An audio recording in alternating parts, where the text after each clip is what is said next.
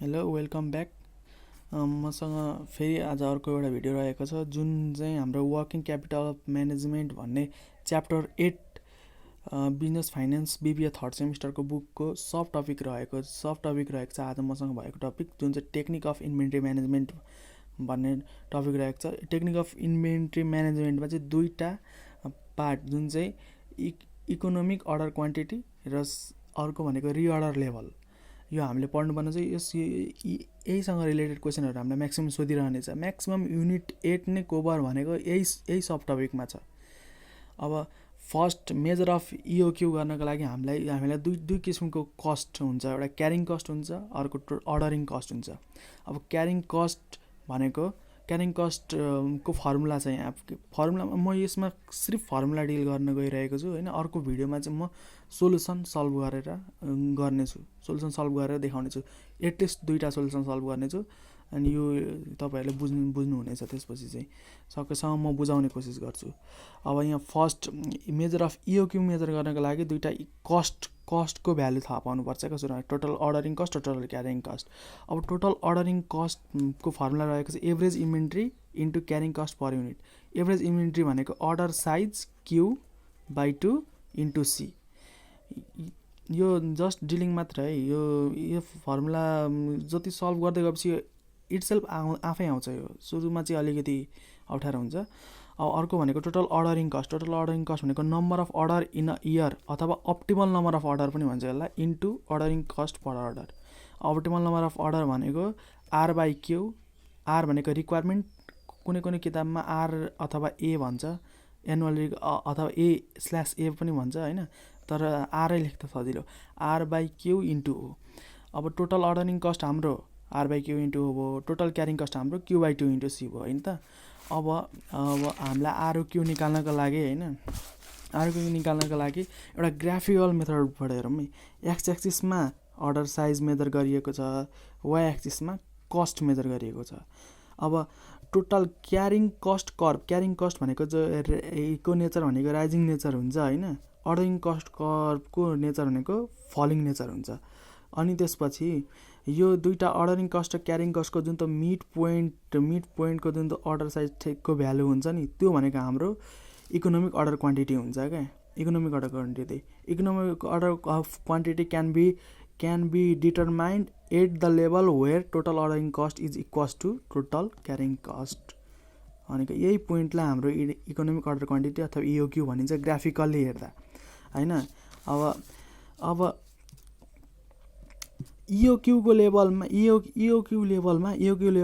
Total cost जहिले पनि minimum हुन्छ क्या, जहिले मिनिमम हुन्छ। Minimum at EOQ। Total cost is always minimum at level EOQ को लेभलमा टोटल कस्ट मिनिमम हुन्छ। नेचर हेरौँ न, माथिदेखि तलसम्म झर्दै आएको छ। जुन त मिनिमम पोइन्ट छ, त्यो मिनिमम पोइन्ट भनेको EOQ-मा छ। अनि त्यसपछि राइजिङ हुँदै गएको छ क्या। यो भनेको नेचर अफ टोटल कस्ट।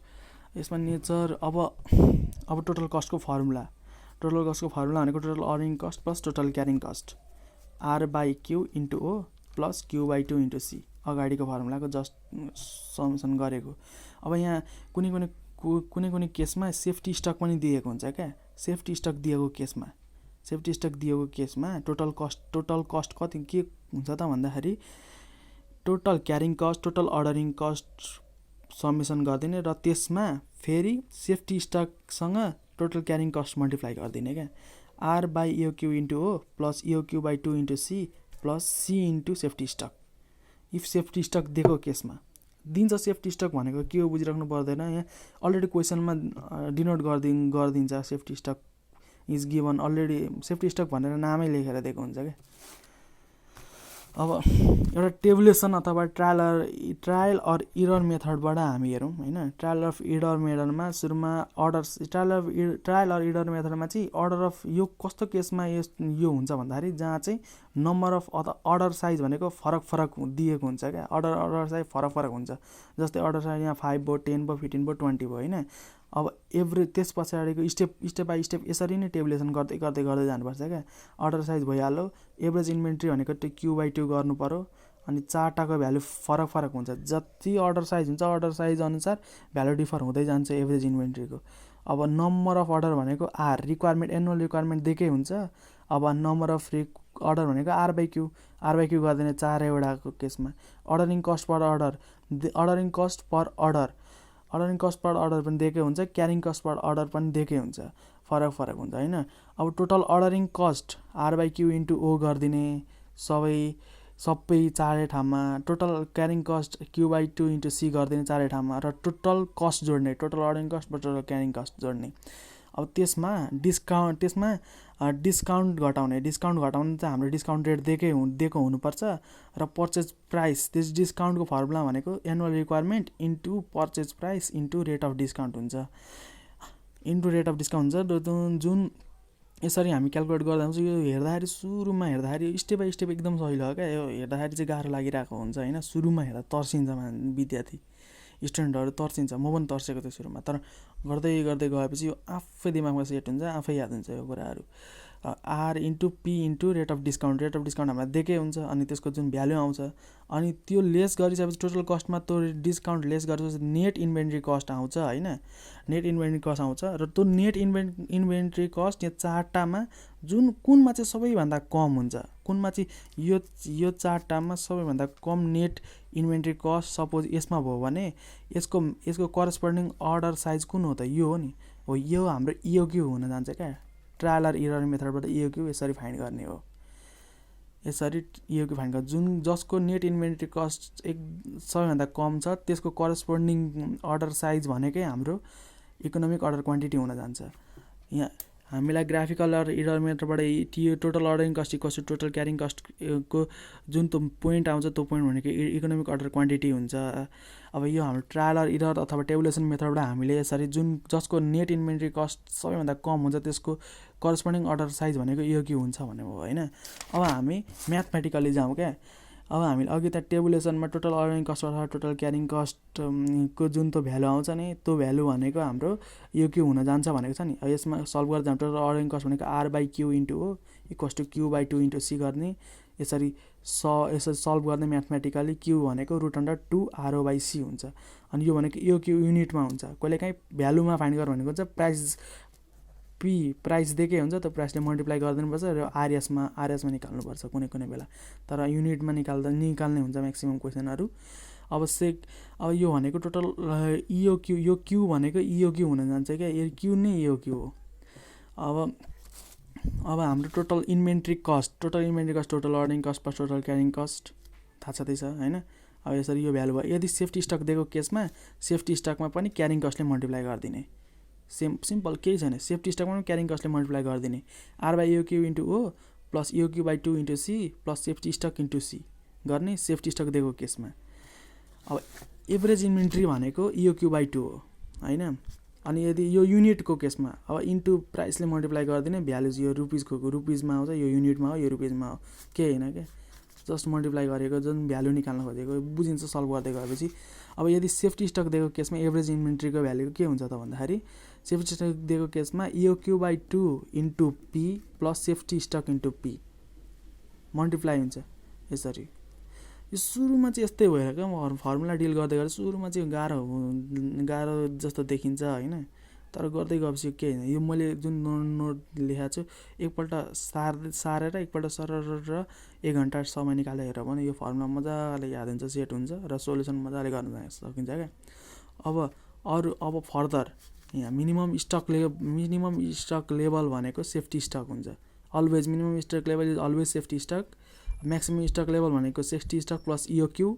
अब एभरेज स्टक लेभल भनेको मिनिमम प्लस म्याक्सिमम बाई 2 हो। अब मिनिमम प्लस म्याक्सिमम बाई 2 गर्दाखेरि 2SS/2 प्लस EOQ/2 गर्दाखेरि 2 कटेर सेफ्टी स्टक प्लस EOQ/2 भयो एभरेज स्टक। अब मिनिमम स्टक लेभल भनेको सेफ्टी स्टक भयो, म्याक्सिमम भनेको सेफ्टी स्टकमा EOQ प्लस गर्ने होइन। अब अर्को क्वेसन आउँछ होइन, अर्डरिङ साइकलको फर्मुला भनेको यो याद गर्दै यो कन्सेप्ट, यो सानो कुराहरू याद गर्दै जानुपर्छ होइन। यो फर्मुलाहरू चाहिँ अलिकति माइन्डमा सेट गर्दै जानुपर्छ। सोल्युसन क्वेसन डाइरेक्ट दिएको हुन्छ, धेरै ट्विस्ट गर्दैन। यो इन्भेन्ट्री म्यानेजमेन्टसँग क्वेसनहरू घुमाएर सोध्दैन, ट्विस्ट गर्दैन। अर्डरिङ साइकल भनेको number of days divide optimal number of order. Optimal number of order भनेको अघि हामीले अगाडि हेरिसक्यौँ, त्यो भनेको R/Q। Q भनेको EOQ, number of days in a year. 360 पनि लिन सकिन्छ, 365 पनि लिन सकिन्छ। बुकमा पनि त्यहाँ क्वेसनमा अलरेडी मेन्सन पनि गरिएको हुन्छ। यदि मेन्सन गरिएको छैन भने 365 लिँदा राम्रो। 360 पनि लिइन्छ। त्यहाँ एभरेज आफूले एज्युम गर्नु, assume 1 year equals to 360 days भनेर एज्युम गर्दा हुन्छ साइडमा सिन्स लेखेर। अब अर्को भनेको अब हामीले अगाडि अहिलेसम्म इकोनोमिक अर्डर क्वान्टिटीको बारेमा पढ्यौँ होइन। अब हामी रिअर्डर लिमिट ROL को फर्मुला डिल गर्न गइरहेको छौँ होइन। अब ROL को तीनटा case, when safety stock is given, when safety stock is not given and when goods in transit is given हो। यो तीनटा केसको डिल गर्न गइरहेको छु। यदि सेफ्टी स्टक दिएको छैन भने रिअर्डर लेभल भनेको usage rate into lead time हुन्छ, जहाँ चाहिँ युजेज रेट भनेको एनुअल रिक्वायरमेन्ट जुन R अथवा A R भनेर डिनोट गरिन्छ होइन। त्यो अगाडि नै जस डिल गर्दै आएको छु मैले। R by number of days in a year, simple छ यो युजेज रेटको फर्मुला।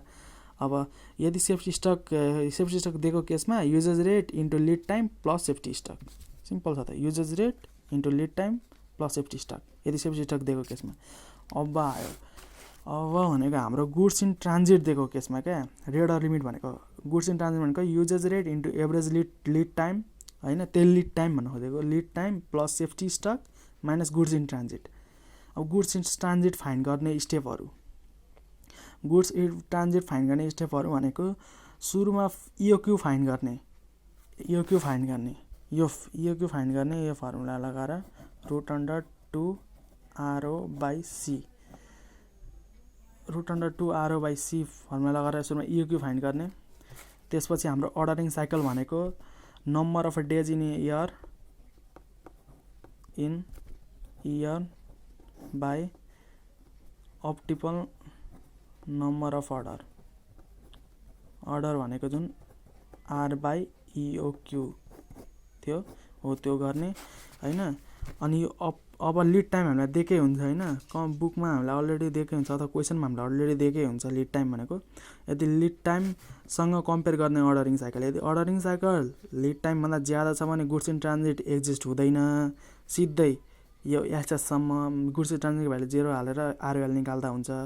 यदि लिड टाइम चाहिँ अर्डरिङ साइकलभन्दा बेसी भयो भने गुड्स इन ट्रान्जिट एक्जिस्ट हुन्छ क्या। अब गुड्स इन ट्रान्जिट फाइन्ड गर्नको लागि अब आयो दुईवटा स्टेप छ। अब सुरुमा अर्डर इन ट्रान्जिट फाइन्ड गर्ने, अनि त्यसपछि गुड्स इन ट्रान्जिट फाइन्ड गर्ने। अर्डर इन ट्रान्जिट फाइन्ड गर्नको लागि चाहिँ यदि लिड टाइम ग्रेटर भएपछि है यो स्टेप हुँदाखेरि अब lead time by ordering cycle -1 गरिदिने होइन। अब यहाँ बुझ्नु पऱ्यो, यहाँ भनेको जस्तै अब lead time by ordering cycle -1 गर्दाखेरि यदि तपाईँको भ्यालु 2.4163 आयो होइन। अब यस्तो केसमा तपाईँहरू त 2.40 लेख्नुहुन्छ नि होइन एप्रोक्स गर्दा, तर यहाँ नलेख्नुहोस् क्या। यदि 2.416 आएको छ भने बढाएर लेखिदिनु क्या, 2.42 लेखिदिनु क्या। यदि 2.416 भने 40 लेखिन्छ नि त होइन, 416 भन्दाखेरि अनि 42 लेखिदिनु, मतलब बढाएर लेख्ने क्या, बढाएर लेख्ने। जस्तै अलिकति इरर भयो है, जस्तै 2.34 हुँदाखेरि हामी के लेख्छौँ एप्रोक्स गर्दा 2.30 लेख्छौँ नि, तर यो नलेख्ने क्या। 2.40 लेखिदिने 34 हुँदाखेरि 2.40 बढाएर लेखिदिने क्या। मतलब 35देखि उता भयो भने 35देखि उता भयो भने 40 मा जान्छ होइन। अब 34 भनौँ भने 30 मा झर्छ नि त। 4 भनेको अब तपाईँको 4 भनेको त 5 भन्दा मुनि छ, त्यही कारणले गर्दा तल लेखिन्छ नि, बढाएर लेखिदिने क्या लिड टाइम।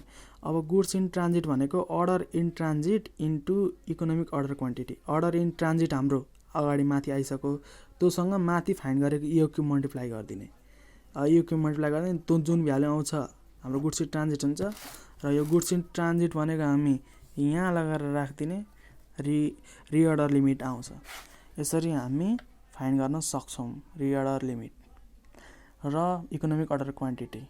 यति नै छ हाम्रो इन्भेन्ट्री म्यानेजमेन्ट भन्ने सब टपिकमा। यति बुझियो भने हामी म्याक्सिमम हिसाब गर्न सक्छौँ यो युनिट 8सँग रिलेटेड। अरू पनि छ, क्रेडिट म्यानेजमेन्टहरू छ होइन, त्यसको बारेमा म नेक्स्ट भिडियो लिएर आउँछु। तर त्यो साह्रो खासै त्यस्तो साह्रो सोधिएको त छैन। त्यसको लागि म डिटेल स्टडी गरेर म नेक्स्ट भिडियोमा आउनेछु त्यो टपिक लिएर। यहाँ चाहिँ अलिकति बुझ्नु भनेर फेरि म यो भन्छु। जस्तै हामी 2.16 लेख्छौँ होइन, 2.14 लेख्छौँ। 2.14 भन्दा यो 4 भनेको 5 भन्दा कम भयो नि, 2.10 लेख्ने गरेछ नि त हामी अगाडिको अरू हिसाब गर्दा। तर यदि यहाँ चाहिँ यो गुड्स अर्डर इन ट्रान्जिटमा चाहिँ 2.14 लाई हामी 2.20 मान्नु पर्यो भन्नु खोजेको क्या। बढाएर लेख्ने जे छ बढाएर लेखिदिने क्या। पोइन्ट पछाडिको भ्यालुहरूलाई एप्रोक्स गर्दाखेरि बढाएर एप्रोक्स गर्ने भन्न खोजेको। अनि अर्डर इन ट्रान्जिटलाई इकोनोमिक अर्डर क्वान्टिटीसँग मल्टिप्लाई गर्ने, इकोनोमिक अर्डर क्वान्टिटीलाई मल्टिप्लाई गरेर गुड्स इन ट्रान्जिट आउँछ। गुड्स इन ट्रान्जिट यहाँ लगेर हालिदिने, रिअर्डर लिमिट आउँछ। 3टा केस भयो होइन त। एउटा if not given into usage rate into lead time त दिएकै हुन्छ। युजेज रेट भनेको हाम्रो annual requirement R by number of days in a year, R by 360 अथवा 365। अब वेन सेफ्टी स्टक गिभन भन्यो भने अब usage rate into lead time plus safety stock, यो फाल्टै। Usage rate into shift time plus safety stock. अब यदि goods transit दिएको केसमा चाहिँ अलिकति लेन्थी हुन्छ। र यति फर्मुला यहाँदेखि देखाउँदैछु। यहाँदेखि बिस्तारै बुझ्नु है। भिडियो एकपल्ट नहेर्दा बुझेन भने दुईपल्ट हेर्नु, दुईपल्ट हेर्दा बुझेन भने 3पल्ट हेर्नु, अवश्य बुझिनेछ। र यसरी हामी यो च्याप्टर यो सब टपिकको फर्मुलासँग डिलिङ गरियो। म एटलिस्ट 2 or 3 न्युमेरिकलको हिसाब लिएर नेक्स्ट भिडियोमा आउनेछु। तबसम्मको लागि thank you so much. Wait for my next video and thanks a lot for watching.